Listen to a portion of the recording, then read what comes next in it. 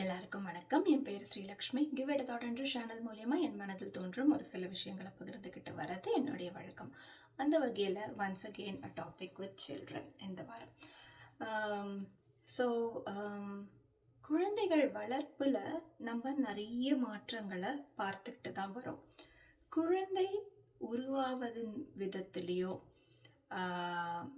அதாவது அதோடைய வளர்ச்சி நம்ம உருவாக்கும் விதம் என்பது வேற. அவர்கள் குழந்தை என்பது ஒரு கருவுற்று பிறந்து வளரும் அந்த ஒரு விதத்துல எந்த வித மாற்றங்களும் இல்லை. இது ரொம்ப ஆண்டு காலமா ஒரே மாதிரி தான் அந்த ப்ராசஸ் இருந்திருக்கு.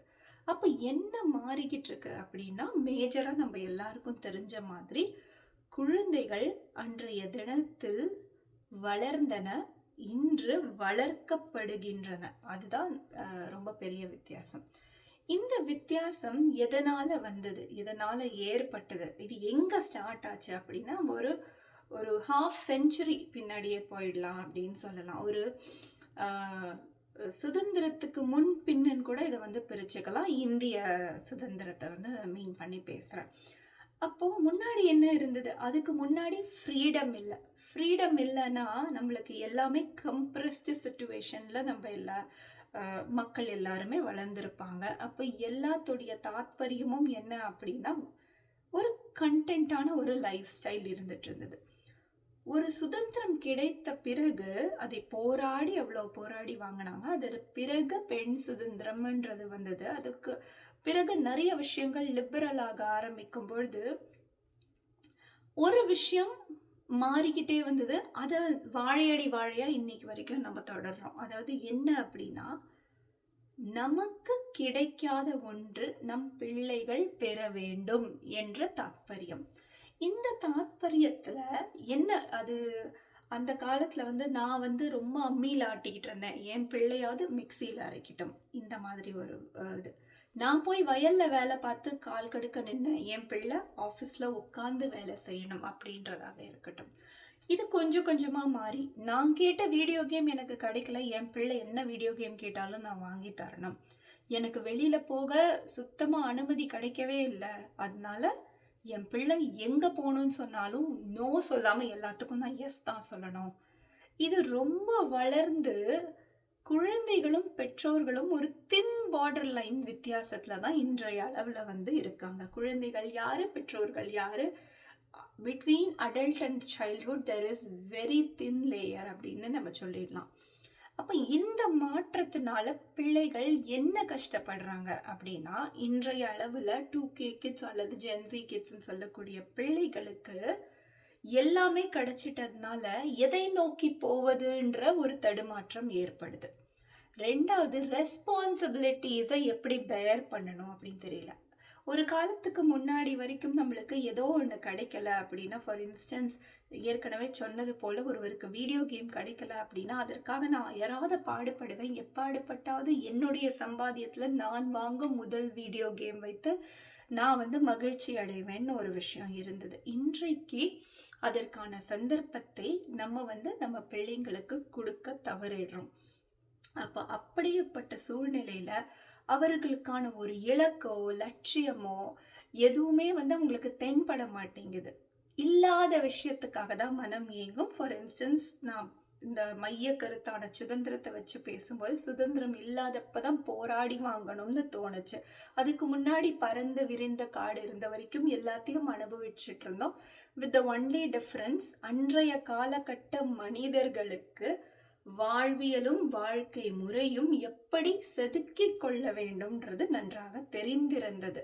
அது ஒருவேளை அவர்கள் பட்ட கஷ்டத்தினாலேயோ என்னவோ, எதுவுமே இல்லாத உலகில் எல்லாத்தையும் உருவாக்கும் தன்மை உடையவர்களாக முதன் மனிதன் தோன்றிய பொழுது அவர்களுக்கு ஏற்பட்ட சுவாரஸ்யத்தின் காரணமாகவோ என்னவோ அதை கஷ்டப்பட்டு சம்பாதிச்சதுனால அந்த சம்பாத்தியத்தை நம்ம கொடுக்கணும் அப்படின்னு தான் நினைச்சாங்க. அதாவது அந்த கஷ்டப்படணுன்ற தாட் ப்ராசஸ்.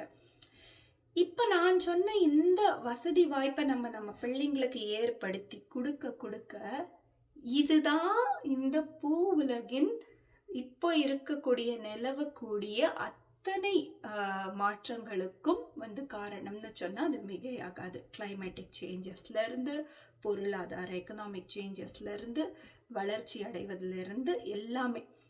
இப்போ இன்றைய காலகட்டங்களில் பிள்ளைகள் ஒரு லட்சியம் வச்சிருக்காங்க.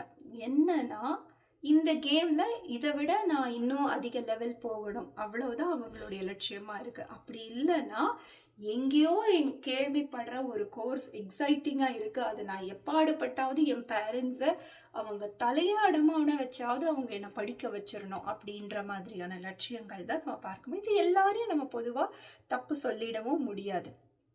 எகெயின் இதே மாதிரி நம்ம காலகட்டங்களில் ஒரு பின்னோக்கி செல்லும் காலகட்டங்களில் இருந்த சூழ்நிலைகள் இன்றும் இருக்கு. அதுக்கான குழந்தைகளும் இருக்காங்க. அவர்கள் எல்லாம் இன்றைக்கு நம்ம இலக்கா வைக்கல. ஏன்னா அவர்கள் அந்த மாதிரி இருக்கக்கூடியவர்களுடைய எண்ணிக்கை அதிகமாக இருந்தாலும் இந்த உலகம் போர்த்தப்பட இருப்பது நம்ம சொல்லக்கூடிய இந்த கலோக்கியல் ஜென்சி டேர்ம்ஸ் அப்படின்னு டேக் பண்ணியிருக்கிற, லேபிள் பண்ணியிருக்கிற கிட்ஸால இந்த உலகமே ஒரு போர்வை மாதிரி அவர்கள் போர்த்தி இருக்கிறார்கள். ஏன்னா அதுக்குள்ள இந்த குழந்தைகள் எல்லாம், மற்ற குழந்தைகள் எல்லாம் மறைஞ்சோ இல்லை காணாமையோ போய்கிட்டு இருக்காங்க. எவ்வளவோ சாதனை புரியும் குழந்தைகள். இதற்கு காரணம் நம்ம ஸ்டார்ட் பண்ணி வச்ச ஒரே ஒரு விஷயம்தான். அது என்னன்னா, நமக்கு கிடைக்காதது நம் பிள்ளைகளுக்கு கிடைக்கணும் அப்படின்றது தான். நான் ஏற்கனவே இன்னொரு வீடியோலாம் சொல்லியிருந்தேன், நம்ம எவ்வளவோ நம்ம பண்ணலாம், நம்ம பிள்ளைகளுக்காக நம்ம சேர்த்து வைக்கலாம், நம்ம இது ஓடி ஓடி உழைக்கலாம், எல்லாமே நம்ம பிள்ளைகளுக்கு தான். ஆனால் அதை ரிவீல் பண்ணாமல் அவர்களுக்கென்ற ஒரு வாழ்க்கையை அவர்கள் பேஸ்மெண்ட்டில் இருந்து, அதாவது ஸ்கொயர் 1ல இருந்து இல்லை 0 லெவல்ல இருந்து அவங்களுடைய வாழ்க்கையை அவங்க அமைச்சுக்கணும் அப்படின்றத தாத்பரியத்தை தான் முதல்ல நம்ம அவங்க கிட்ட பாஸ் பண்ணணும்.